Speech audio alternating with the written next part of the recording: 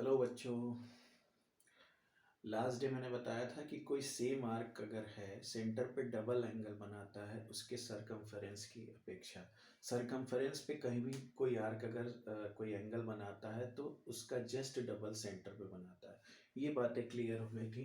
अब एक थ्योरम और रिकॉल करते हैं, नाइन्थ का ही। ठीक है, एक बार थ्योरम रिकॉल किया जाए। नाइन्थ का ही थ्योरम था, angles on the same segments are equal। अगर सेम सेगमेंट में एंगल बनते हैं वो इक्वल होते हैं, इसको समझ लिया जाए बाबू। ये देखो, अगर कोई कॉर्ड है तो दो सेगमेंट में डिवाइड करता है किसी सर्कल को। तो सेम सेगमेंट में क्या बोला गया था? सेम सेगमेंट मतलब ये माइनर है, ये मेजर सेगमेंट है। तो मेजर सेगमेंट में जो भी एंगल बनेगा, ये एक मेजर सेगमेंट में एंगल बनाया ये कॉर्ड, फिर ये कॉर्ड बना रहा है यहाँ भी। तो सेम सेगमेंट, मेजर सेगमेंट में ही दोनों एंगल्स फॉर्म हो रहे हैं। तो ये भी एक्स है तो ये भी क्या होगा? एक्स होगा। फिर यहाँ से भी ऐसे बना सकते हैं, ये भी क्या होगा? एक्स ही होगा। यहाँ से ऐसे बना सकते हैं, ये भी क्या होगा? एक्स होगा। तो सेम सेगमेंट में अगर एंगल फॉर्म होते हैं तो वो सारे एंगल्स क्या होते हैं? इक्वल होते हैं। ये भी रिकॉल हमने अभी करा दिया। तो सेम सेगमेंट में बनने वाले एंगल चाहे मेजर में बने चाहे माइनर में बने, दोनों क्या होंगे? इक्वल होंगे। अगर मेजर में दो तीन एंगल बनते हैं, सेम सेगमेंट हुआ, तो उसमें क्या बनेगा? एंगल क्या होगा? इक्वल होगा। ठीक है, नेक्स्ट साइक्लिक क्वाड्रिलेटरल की बात कर लेते हैं।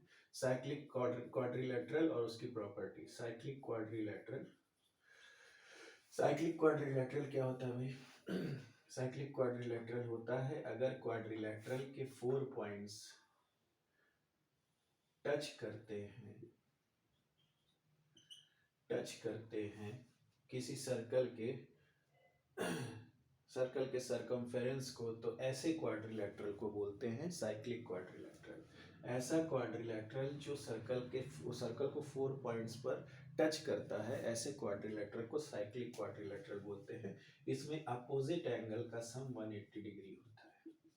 ये नेसेसरी कंडीशन है साइक्लिक क्वाड्रिलेटरल के लिए। बी और डी का सम भी क्या होगा? 180 डिग्री होगा। ठीक है, ये रहा आपका साइक्लिक क्वाड्रिलेटरल की प्रॉपर्टी। चलिए, अब हम आ जाते हैं क्लास 10th पे। क्लास 10th पे आने से पहले दो चार चीजें हम क्लियर कर दें। जैसे ये मान लो सर्कल है, ये कोई रे जा रही है, ये कोई लाइन है सॉरी, इस तरह से पास कर रहा है। ये कोई सर्कल है, कोई लाइन इस तरह से जा रही है, और ये भी कोई सर्कल है, कोई लाइन इस तरह से पास कर रही है। ठीक है, ये क्या है? ये लाइन को क्या बोलेंगे? Non intersecting line. इस लाइन को क्या बोलेंगे? इंटरसेक्टिंग लाइन, क्योंकि कट कर रहा है। इस लाइन को क्या बोलेंगे? टच करती हुए पास कर रही है ना, सर्कल को किसी एक पॉइंट पर टच करते हुए पास कर रही है, तो passing through the point, line passing through the point, ये हो गया। Line passing through the point, pass कर रही है किसी पॉइंट से। तो इन तीनों में डिफरेंस क्या है? ये तो नॉन इंटरसेक्टिंग है, तो बात ही खत्म करो। ये इंटरसेक्टिंग हमने बताया था, इंटरसेक्टिंग लाइन नाइन्थ में, नाइन्थ के वीडियोस मैंने बनाए नहीं हैं, उस बार बनाया था तो बताया था, सारे डिलीटेड हो गए। इंटरसेक्टिंग लाइंस जो होती हैं, इंटरसेक्टिंग लाइंस अगर सर्कल में ड्रॉ हैं तो दो पॉइंट पर इंटरसेक्ट करती हुई दोनों तरफ एक्सटेंड करेंगी, और इस लाइन को क्या बोलेंगे? चलो कोई नहीं, सेकंड बोलेंगे। अभी बता देते हैं, इस लाइन को क्या बोलेंगे? सेकंड बोलेंगे। ठीक है, लेकिन अगर यही लाइन सेगमेंट हो जाए, तो दो पॉइंट्स के बीच में बाउंड हो जाएगा। इंटरसेक्ट तो कर रहा है लेकिन बाउंडेड है, तो इसको बोलेंगे कॉर्ड। क्या बोलेंगे? कॉर्ड्स को। कॉर्ड और सेकंड में समझ में आ गया होगा। सेकंड क्या होगा? जब वो लाइन होगा, और लाइन सेगमेंट जब होगा तो वो क्या हो जाएगा? कॉर्ड हो जाएगा। ये दोनों चीजें क्लियर कर लीजिए। ठीक है, चलिए अब देखिए, अगर कोई लाइन किसी सर्कल को टच करते हुए किसी पॉइंट पर पास करती है तो ऐसे लाइन को बोलते हैं टेंजेंट। क्या बोलते हैं भाई? टेंजेंट बोलते हैं। क्या बोलते हैं? टेंजेंट। इसी पे खेलना है आपको, टेंजेंट पे ही। तो बहुत कुछ नहीं है, 10th में बहुत ही कम है 9th की अपेक्षा। 9th का मैथ्स 10th से ज़्यादा हार्ड है क्योंकि उसमें ज्योमेट्री के पोर्शन बहुत ज़्यादा है। तो ऐसा हो गया है तो क्या कर सकते हैं, लेकिन आपको टेंजेंट अब पढ़ना है क्लास 10th में। ठीक है, तो टेंजेंट का कॉन्सेप्ट समझ में आया? जब पॉइंट टच करते हुए निकलता है तो उसको बोलते हैं टेंजेंट ऑफ ए सर्कल। ठीक है, tangent line of a circle. ठीक है, बीच से कट करता हुआ जाएगा तो सेकेंड, नहीं करेगा तो नॉन इंटरसेक्टिंग लाइन, और अगर लाइन सेगमेंट होगा तो वो अंदर टच करेगा तो उसको बोलेंगे कॉर्ड। ठीक है, चलिए नेक्स्ट थ्योरम लिखिए जरा। देखो बाबू, इस थ्योरम को ध्यान से समझना। The tangent at any point of a circle is perpendicular to the radius throughout the point of contact. इस कंडीशन का मतलब ध्यान से समझना। पहले ध्यान से सुनो मेरी बात। यहाँ है कोई टेंजेंट,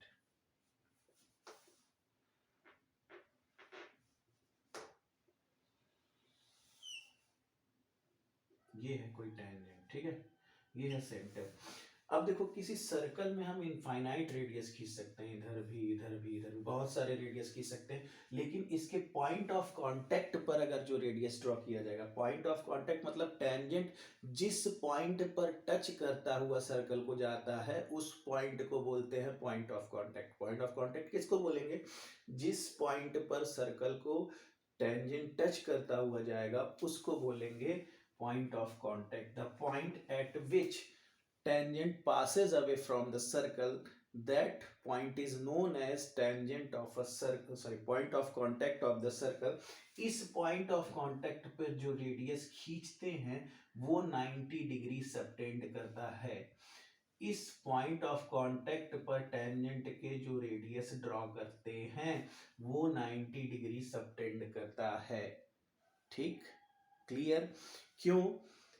अब इसका रीजन समझना, इसको मैं ऐसे ही थ्योरेटिकली समझाता हूँ। अगर ये पॉइंट इस तरह से कुछ है, ठीक है, तो ये सबसे बड़ी लेंथ होगी। जैसे जैसे हम एकदम 90 डिग्री की तरफ आते जाएंगे, जो क्या कहते हैं लाइन का जो लेंथ है वो कम होता जाएगा, धीरे धीरे धीरे धीरे धीरे धीरे धीरे। जब 90 डिग्री पर आएगा तो एकदम कम हो जाएगा, शॉर्टेस्ट डिस्टेंस हो जाएगा और ये 90 डिग्री पर हो जाएगा।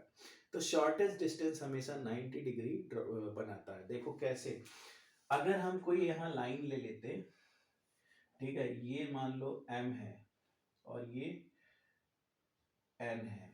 अगर देखोगे तो OM प्लस MN जो होगा हमारा कितना होगा? स्मॉल r, OM को r बोलेंगे, रेडियस है, r प्लस MN। r में कुछ ऐड कर रहे हैं, r में mn को ऐड कर रहे हैं, तब तो हमको ON लेंथ मिल रही है। ON लेंथ कब मिल रही है? जब OM में हम mn को ऐड कर रहे हैं, तभी तो ON मिल रहा है।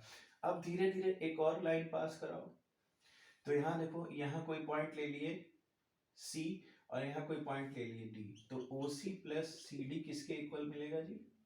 OD के। और ये R प्लस CD किसके इक्वल हो गया? OD के।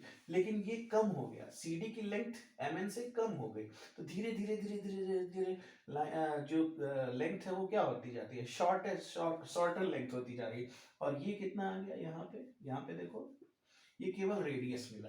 तो R जो है R प्लस MN से भी छोटा है, R जो है R प्लस CD, मतलब ये ON से भी छोटा है और ये OD से भी छोटा है। तो कोई भी ऐसे पॉइंट्स नहीं मिलेंगे इस टेंजेंट पर जो इससे छोटे हो, जो इस पॉइंट ऑफ कांटेक्ट से रेडियस तक के डिस्टेंस से छोटे हों, क्योंकि ये सबसे छोटा डिस्टेंस है और यही रेडियस है। बाकी सारे डिस्टेंस इससे बड़े ही होंगे, कोई भी ड्रॉ करके चेक कर लो, इससे बड़े ही लेंथ मिलेंगे। इसलिए शॉर्टेस्ट डिस्टेंस जो होता है किसी पॉइंट ऑफ कांटेक्ट पर वो 90 डिग्री बनाता है। बस मेनली आप इस एक्सरसाइज के क्वेश्चन सब लगा सकते हैं, आधे से ज़्यादा काम आपका पूरा हो गया। ठीक है, तो ये रहा आपका एक बहुत ही ज़बरदस्त और अच्छा खासा थ्योरम जिस पे हमको पूरे एक्सरसाइज में खेलना है। ठीक है, चलिए एक थ्योरम और जो कि बहुत ही इंपॉर्टेंट है, हर साल आया है, उसको भी पूछा ही जाता है, उसको भी एक्सप्लेन कर देते हैं, फिर आप क्वेश्चंस लगा सकते हैं सर्कल के, फिर सर्कल में आपको कोई डाउट नहीं होगा, जो डाउट होगा पूछिएगा। चलिए tangents drawn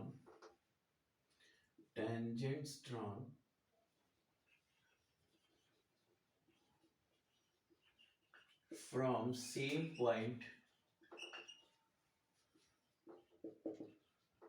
to a given circle are always equal.